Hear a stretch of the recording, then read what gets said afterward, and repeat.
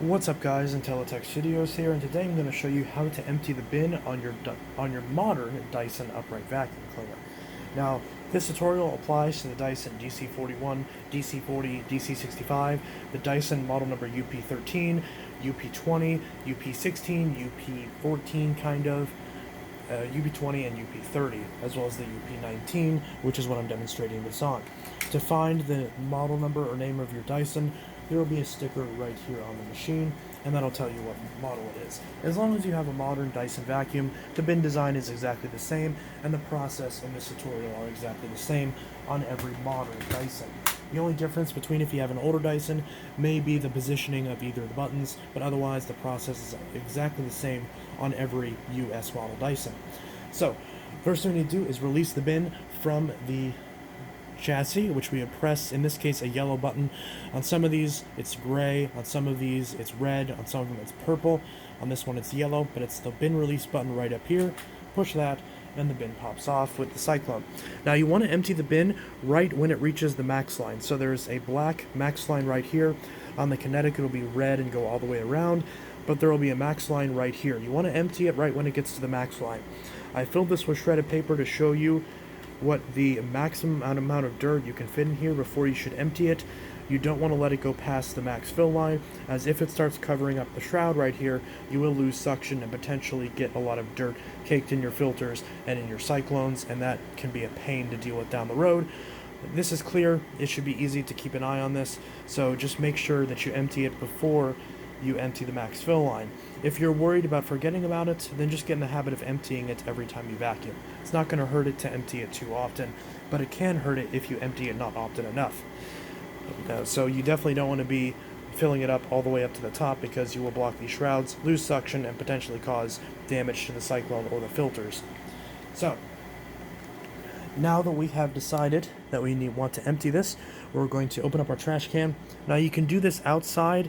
If you have allergies, I recommend doing this outside. Or if you are going to do this inside, then do it right after you just changed your trash bag. That way you can push this all the way down into the trash can and empty it, so that way the dirt doesn't have a lot of area to travel and you're not going to splash dust everywhere. So what I say is, first off, the button on the newer Dysons is the same button used to empty it, since it pushes this button right here. So what we want to do is we want to lower the bin into the trash can, and you want to push the button on the top. Now, this is the same button that you press to release it from the machine, and again, on my unit, on the Multifloor 2, this is yellow. Usually this will be red, sometimes it'll be yellow or purple. You just push this with this all the way down in the bin, and you'll feel the trapdoor open. Now sometimes, give it a good shake. You want to tap it as well.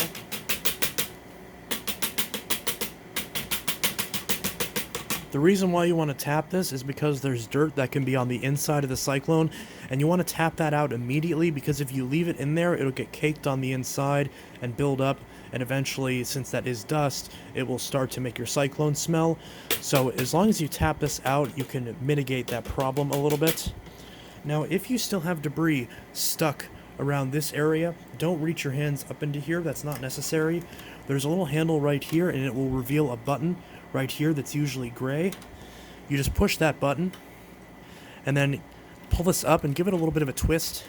Just kind of wiggle it, and this will pop off. It's a little tricky to get off, but if you kind of twist it, that will make this come off. And now you can separate the bin and the cyclone.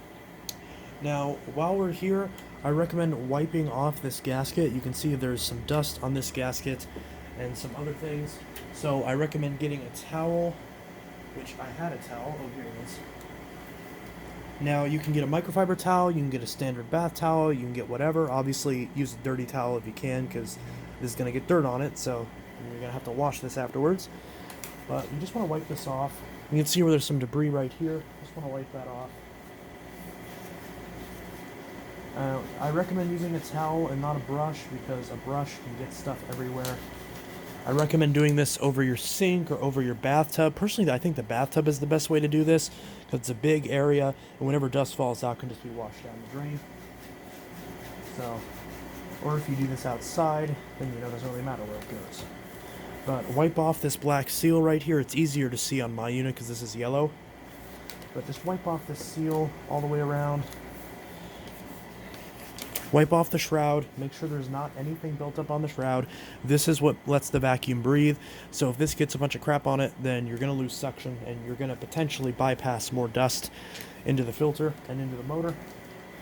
So we're just wiping off this whole area. Again, I like to wipe up into this little area right here. Wipe down the bottom of this. And there we go. I'll wipe the top off of it too. And now our cyclone is clean. Next, we're going to take the bin, and I like to wipe this off too. You can wipe off the inside of this where this seal is, which I recommend, especially right now. You can see there's a lot of dust on this. You don't want all of that sticking around. I'm actually just getting it all over the carpet again. So obviously you normally do this over your trash can, or like I mentioned, do it over your bathtub, so any dust that falls out can be easily washed down the drain. But you just want to wipe down this seal. A lot of dirt and debris can get stuck on these plastic bits. These are called baffles. And on this smaller bin, it's a lot more of a problem than on the bigger bins of the animal variants. And I'm going to wipe down the inside of the bin as well. You don't have to do all this. The biggest thing is just wiping off the outside of it, but you know, you can do this if you want. I personally always wipe off the top because a lot of dust can settle up there and you don't want that to fall out. Now you're just going to close the bin, just like that. Wipe off the outside of it so that way there's any dust that's on the outside doesn't have a chance to settle. And keep that nice and clean. There we go. And now you can close our trash can and pop these two back together. So I want to line this up. So there's a little tab right here. I want to get that in this groove.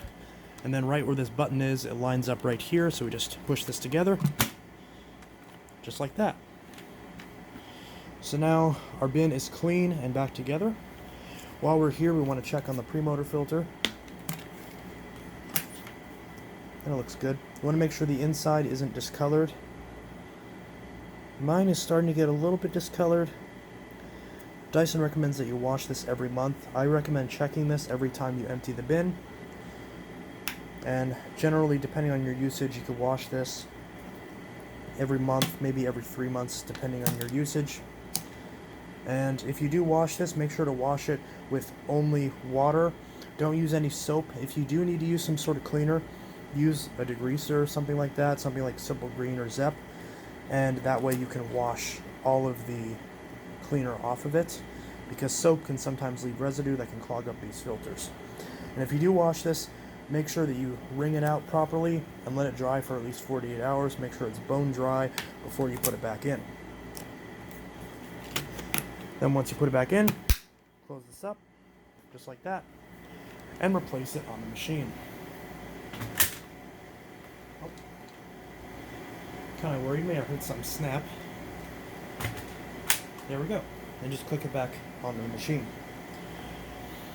Now, while we're here, we can also check the post motor filter, which checking the post motor filter is pretty easy. It's right here underneath this section right here.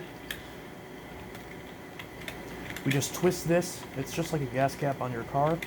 So you twist this.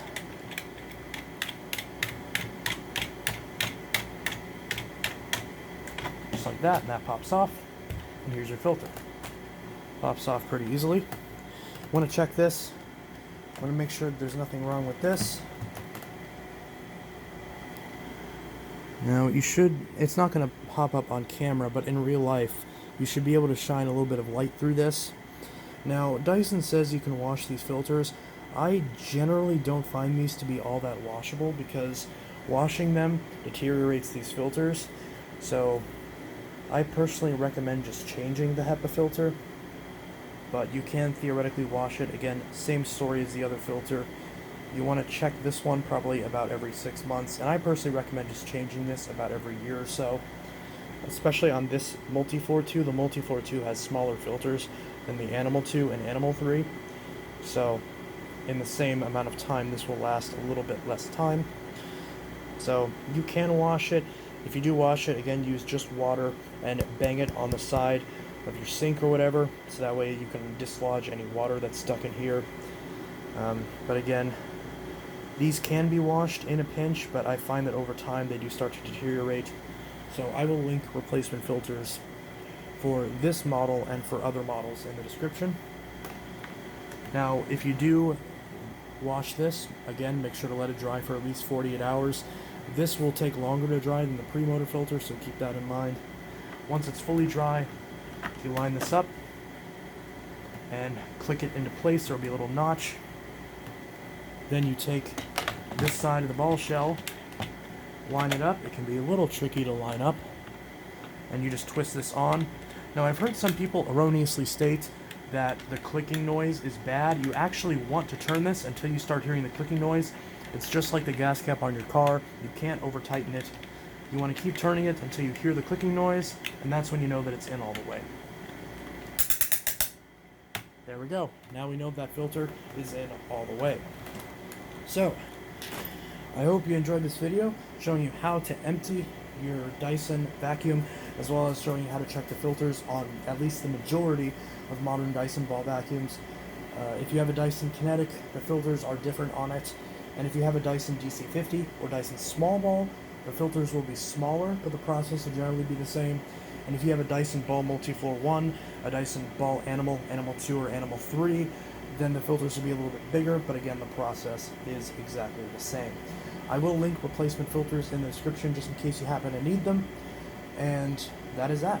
I hope you enjoyed this video, and I hope you found it helpful. If you have any questions, be sure to drop them in the comments below. This is Intellitech Studios signing out. I'll see you guys in the next video, and I hope you all have a good one. Peace.